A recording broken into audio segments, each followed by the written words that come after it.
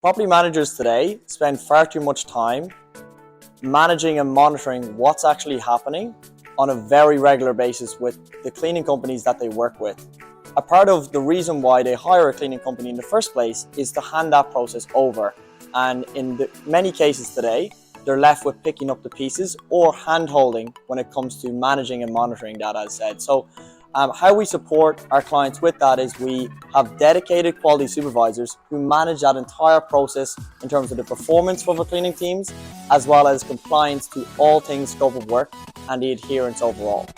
We pride ourselves on taking away time in terms of how much time the property managers spend versus adding on.